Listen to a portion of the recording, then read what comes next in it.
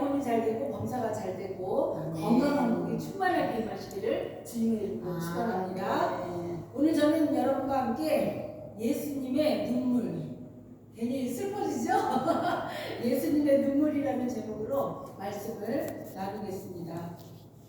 여러분, 성경에서요, 우리 성경책을 보면 이 성경에서 가장 짧은 구절이 있어요. 가장 짧은 구절이 무엇인지 아십니까? 오늘 여러분이 읽으셨어요. 바로 요한복음 11장 35절이에요. 네, 이 짧은 구절이요, 때로는 성경 전체보다도 더 크게 우리의 마음을 울릴 때가, 감동을 줄 때가 있죠. 한번 함께 읽어볼까요? 시작. 예수께서 눈물을 흘리시더라. 아멘. 눈물까지만 나와 있네요. 자, 왜 우셨을까요? 예수님이 눈물을 흘리셨대요. 예수님이 왜 우셨을까요? 하나님이신 예수님이신데, 예수님이 왜 인간이 흘리는 그 눈물을 예수님이 왜 흘리셨을까? 성경은 예수님께서요, 적어도 3번 우셨다고 이렇게 나와 있어요. 성경에 보면 예수님께서 제일 먼저 우신 그 본문이 바로 우리가 오늘 읽은 나사로, 베드로의 나사로의 무덤 앞에서 흘리신 눈물이에요. 예수께서 눈물을 흘리시더라. 예수께서 눈물을 흘리시더라. 여러분, 요한복음 11장은요, 예수님의 사랑하는 친구 나사로가 죽는 그 죽음의 사건을 다루고 있습니다. 어느 날 나사로의 누이 마르다와 마리아가요, 사람을 보냅니다. 예수님에게. 그리고 나사로가 지금 큰 병에 걸렸다고 빨리 예수님 좀 오시라고 해요. 예수님께 소식을 전합니다. 주여, 주께서 사랑하시는 나사로가 병들었나이다. 이렇게 얘기를 해요. 나사로와 그 누이 동생은요, 예수님과 특별히 지내던 사이예요.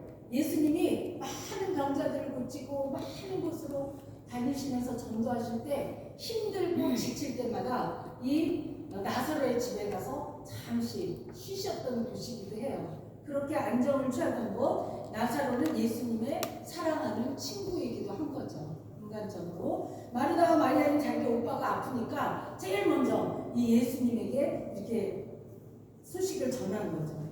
그런데 참 이상합니다. 우리가 성경 본문을 읽어보니까요, 예수님은 나사로가 아프다는 소식을 들으셨는데, 그렇게 사랑하는 친구인데, 그런데 이상하게 예수님이 가려고 하지 않으시는 거예요. 예수님은 나사로가 아프다는 그 소식을 들으셨는데도 불구하고 이틀을 그냥 그곳에서 더 머무시는 거예요. 예수님이 멀리 계셨는지 뭐 성경에 그런 거는 우리가 알 수 없지만, 예수님이 도착하셨을 때는 나사로가 무덤에 있은지 이미 나흘이 되었더라라고 이렇게 성경에 기록되어 있어요. 오히려 이틀을 더 머무르셨고 결국 나사로는 죽었어요. 이틀 전에만 오셨어도 죽지 않은 나사로를 예수님이 볼 수 있었을 텐데, 예수님이 그 소식을 듣고도 이틀이나 더 그냥 머무시다가 가보니까 나사로가 죽었던 거죠. 예수님이 마르다와 마리아가 사는 베다니아에 도착을 했습니다. 나사로는요, 이미 죽어가지고 무덤 속에 있었어요.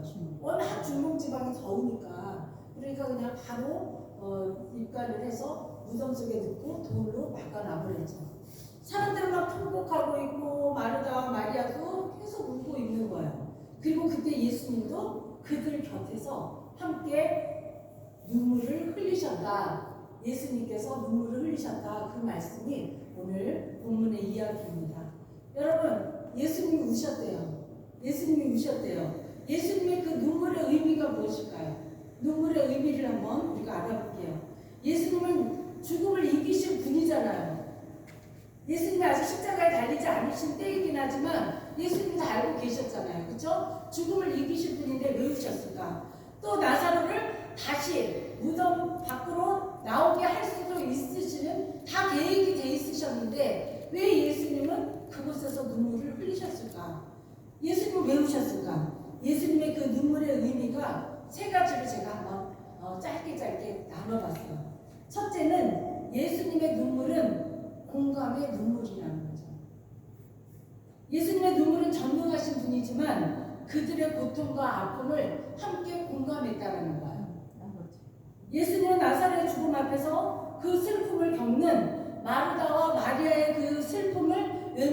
않으시는 거예요. 함께 아파하시고 함께 우셨다라는 거예요. 우리는 때때로 말할 수 없는 고통에 직면할 때가 있습니다. 그러나 우리 예수님은 우리가 아플 때, 우리가 힘들 때, 야, 너 왜 이렇게 믿음이 없냐? 왜 그걸 못 참아? 야단하지 않으셨어요. 한 번도 우리가 그렇게 어떤 아픔에 처했을 때, 불만이 있어서 어떤 문제에 있을 때, 낙심하고 있을 때 예수님은 우리에게 이 믿음이 적은 자야, 정신 차려! 이러면서 한 번도 우리에게 야단치지 않으셨어요. 그냥 곁에 계시면서 우리와 함께 울어주셨다는 거죠. 어떤 교회에서 실제로 있었던 이야기입니다. 남편을 암으로 잃고요, 슬픔에 빠진 할머니가 계셨어요. 예배만 참석하고 삶에 아무런 의미도 없는 거죠. 예배 시간에 계속 눈물만 흘리는 거예요. 곁에 앉아서 같이 예배 드리던 남편이 이제 없잖아요. 그 빈자리만 봐도 눈물이 나고 하나님의 말씀을 듣기만 해도 눈물이 나고 혼자 눈물을 계속 훔치고 있었죠. 그런데 어느 날 유치부 아이 하나가 할머니 혼자 눈물을 훔치고 앉아있는데 곁에 다가와요.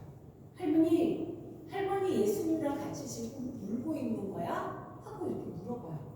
나도 같이 울어드릴게요. 그러면서 옆에서 홀짝홀짝 같이 울어줘요. 자기 손수건을 내리면서 할머니 눈물 닦아요 하고서 주는 거예요.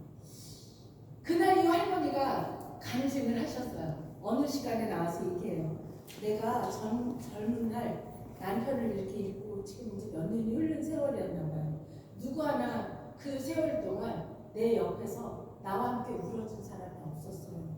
시간이 지나고 또 교회 와서 교회 예배를 드리면서도 내가 그렇게 마음이 아프고 속이 상했는데, 그런데 누구 하나 나와 함께 울어준 사람이 없었어요. 그런데 내 눈물을 닦아준 어린아이가 있었답니다 하면서 이 아이에 대한 간증을 한 거예요. 그 아이의 그 손수건, 그 말 한마디가 나한테 얼마나 큰 위로가 되었는지 나는 그 이후에 기쁨을 다시 찾았답니다 라고 이렇게 간증을 하더래요. 우리가 주님을 만난다는 거는요, 누군가 내 눈물을, 내 슬픔을, 내 아픔을 이해해 준다는 것, 함께 눈물을 흘려준다는 것, 알아준다는 것, 그 사랑이 그립기 때문일 수도 있어요. 이것이 바로 예수님의 사랑 방식이죠. 고통을 건너뛰지 않고 함께 우리와 슬픔을 함께 같이 하시고, 지금 마리아와 마르다 많은 사람들이 울고 있을 때 그 곁에서 먼저 묵묵히 함께 울어주셨다는 거죠. 그것이 우리 예수님의 사랑 방식이에요. 여러분, 눈물은요 연약함의 표시가 아닙니다. 어떤 사람들이 아유 저분을 왜 저렇게 기도하다 말고 눈물을 흘려? 왜 울어? 이렇게 예전에는 우리가 눈물을 보면서 같이 감동을 받고 같이 그 예수님의 그 슬픔을 함께 나누는 그런 우리가 그런 성도들이었는데, 요즘은요 눈물을 꾹꾹 참아요. 내가 조금이라도 슬픈 모습을 보이고 내가 눈물을 보이면 내가 약해진 모습을 보이기 싫어, 나의 연약함을 표시하는 거야, 이렇게 생각을 하는 거예요. 아니에요. 눈물은 연약함이 아니에요. 그것은 사랑의 증거예요. 눈물이라는 것은 예수님과 기도하다가 찬양하다 눈물을 흘리는 것, 그것은 예수님에 대한 사랑의 표현이에요. 나의 사랑의 표현이죠. 여러분, 삶에도 말 못할 고통들이 누구나 있잖아요. 누구에게도 말하지 못할 눈물이 있잖아요.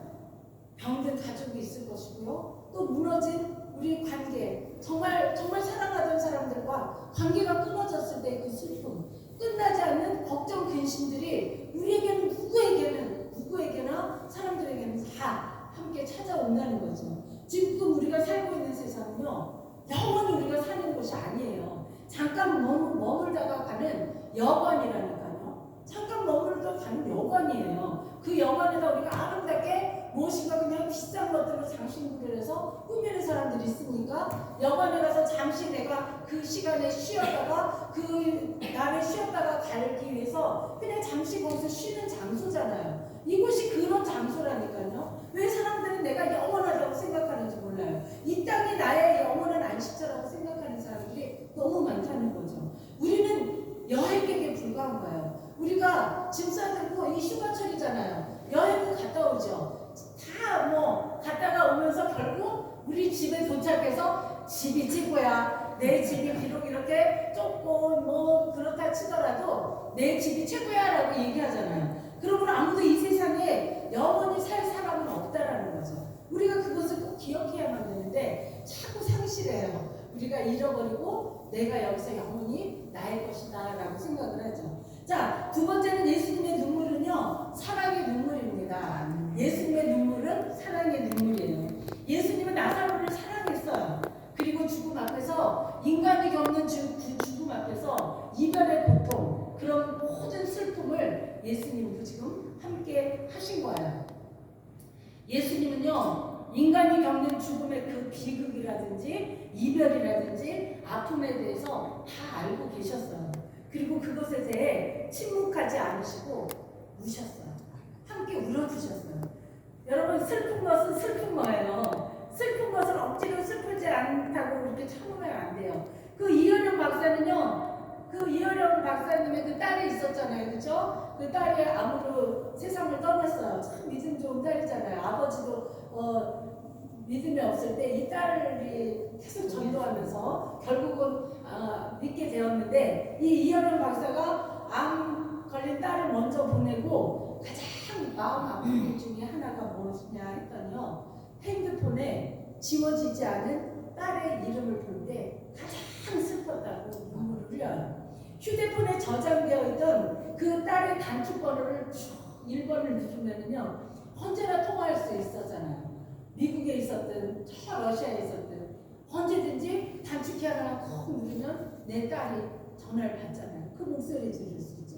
아무리 멀리 떨어져 있어도 대화할 수 있었는데, 그런데 그 딸의 아빠 나 아파 이 소리도 그때 당시에는 너무 가슴이 아팠지만 떠나고 나서의 그 소리가 너무 듣고 싶었다라는 거예요. 그 소리가 너무 듣고 싶어서 그 눈물만 흘렸다라고 얘기를 해요. 그러니까 더 그 전화를 걸 수 없는 것, 이것이 슬퍼서 이현영 박사는 매일 눈물을 흘렸다, 이렇게 얘기를 합니다. 여러분, 주님은요 침묵하시지 않으신 분이셔요. 그분의 눈물은 우리의 눈물을 닦아주시는 사랑의 눈물이었기 때문에 그렇습니다. 프랑스 격언에도 이런 말이 있더라고요. 이 세상에서 죽음과 세금만큼 확실한 것은 없다. 참 되새겨볼수록 의미가 있죠. 죽음하고 세금만큼 확실한 것은 없대요. 이 세상에서 우리는 예외 없이 다 죽습니다. 사실 죽음을 향한 우리의 행진은요 아주 정확한 거죠. 여러분, 1년에 약 1억 명 정도가 죽는데요. 그런데 매초 1초에 3명씩이 죽고 있대요. 우리가 예배를 드리는 이 1시간 동안에도요 1만 8천 명이 죽는 거예요. 그렇게 따지고 보면 지금 우리가 1시간 동안 예배 드리고 하나님 앞에 영광을 드릴 때에도 어디선가 누군가는 다 운명을 마치고 그리고 1만 8천 명이 이 세상을 떠나고 있다니까요. 우리는 지금 생명이 있고 하나님 앞에 예배드리는 우리는 얼마나 행복한 사람들입니까? 그렇죠? 우리가 기도하면요 하나님은 들으셔요. 우리가 기도하는데 하나님 안 듣고 계시는구나 이런 생각 하실 필요가 없어요. 하나님은 우리의 신음소리까지도 다 듣고 계셔요. 우리가 기도를 안 해서 그렇지 하나님은 우리의 기도를 다 듣고 계시는 거예요. 그러나 기도하는 성도가 반드시 기억해야 될 게 있어요. 기도했다고 하면 기대를 해야 돼요. 기대하고 기다릴 줄 알아야 돼요. 우리가 기도하고 기대를 해야죠. 내가 이렇게 기도했으니 하나님께서 반드시 내 기도를 이루어 주실 거야. 그리고 기다려야 돼. 때를 기다릴 줄 알아야 되는데 그걸 기다리지 못하니까 일을 망쳐버릴 때가 너무도 많이 있는 거죠. 나의 때를 기다리는 것이 아니라 주님의 때, 주님의 가장 좋은 때, 나에게 가장 좋은 때에 주님께서 그때 응답해 주신다는 것을 믿는 저와 여러분 되기를 주님의 이름으로 축원합니다. 우리가 기도할 때 하나님께서 일하셔요. 우리가 기도를 해야 일하셔요. 기도 안 하는데 하나님이 알아서 막 해주시는 거 아니에요. 하나님이 우리가 기도할 때 역사하셔요. 하나님의 시간을 기다리는 저와 여러분 되기를 소망합니다. 자, 이제 세 번째는요, 예수님의 눈물은 기적 이전의 눈물입니다. 네, 기적 이전의 눈물이에요. 예수님은 나사로를 살릴 능력이 있었잖아요. 나사로야 나와라, 이거 다 예수님의 계획 속에 있으셨던 거예요. 하지만 예수님은 이틀을 더 기다리다가 이 기적을 많은 사람들에게 보여주기 위해서 하나님의 역사를 나타내기 위해서 기다리셨어요. 많은 사람들이 아니 그렇게 나사로를 사랑한다더니 뭐 친구라더니 아니 예수님 왜 저러고 느긋하게 계셔? 지금 이렇게 막 다 죽어간다는데 옆에서 사람들이 얼마나 많이 그랬겠어요. 저 예수님 아주 말하는 거 다 거짓말이야 막 이러면서들 했겠죠. 그러나 우리 예수님은 하나님의 그 기적의 때를 기다리기 위해서 이틀을 기다리신 거예요. 여러분 예수님은 그 기적을 서두르지 않으셨다는 거예요. 그것보다 먼저 무엇 하셨다고요? 함께 울어주셨대요. 기적이 이루어지기 전에 하나님께서는 우리의 마음과 똑같은 마음으로 함께 울어주셨대요. 이게 바로 예수님의 사랑의 방식이라는 거예요. 그 기적을 행하시기 이전에 먼저 그 슬픔에 동참하시고 함께 하셨다는 거죠. 우리가 세상을 살면서 겪는 슬픔 가운데요, 사랑하는 사람과 사별하는 슬픔보다 더 큰 슬픔은 없대요. 죽음은요, 우리가 죽은 사람에게 잘못했던 일에 대해서 용서받을 기회가 없는 거예요. 죽음이라는 거. 또 잘못했던 일이나 못해준 일을 그런 것들을 그분한테 용서를 빌릴 수도 없는 거. 이것이 바로 죽음이에요. 내가 나중에 한번 만나서 내가 그때 그 사람 마음을 아프게 했는데 내가 용서를 한번 가서 구해야지. 때를 놓쳐요. 생각날 때 그때 빨리 가서 용서를 빌던지 용서를 내가 받던지 해야 된다는 거죠.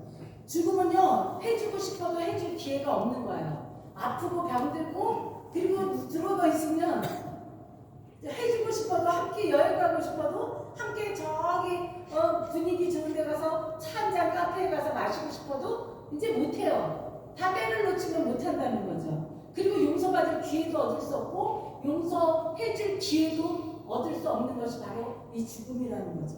여러분, 그렇게 우리가 아는 사람 정도가 아니라 사랑하는 사람들이 있다면 그 사랑하는 사람들, 그 죽음 앞에서 우리는 다시 사랑하는 사람에게 잘못을 했거나 또는 내가 못해준 일이 있었다면요, 그런 기억이 있다면 서로 용서받고 용서해주고 그렇게 해줄 수 있는 기회를 여러분들이 잘 만들어 가시는 여러분 되시길 소망합니다. 그래서 우리는 사랑하는 사람의 죽음 앞에서 그 어떤 눈물보다도 더 처절한 눈물을 함께 흘려야 된다는 거죠.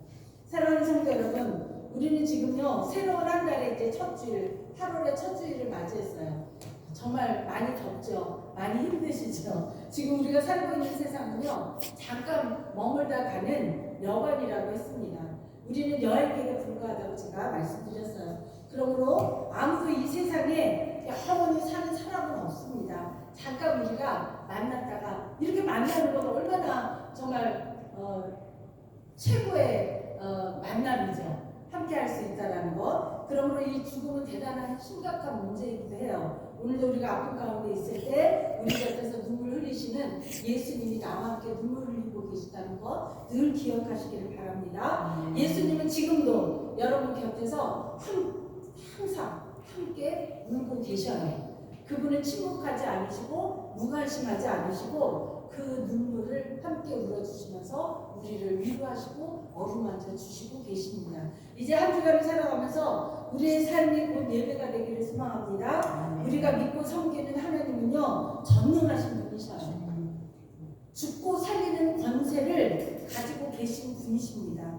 주님을 바라보며 말씀대로 살아가며 작은 일에도 감사하고 기도하고 주님과 동행하며 살아가는 하루 되시기를 주님의 이름으로 축원합니다. 다 같이 말씀을 기억하면서요 주여 삼청하시고 통성으로 함께 기도하겠습니다. 주여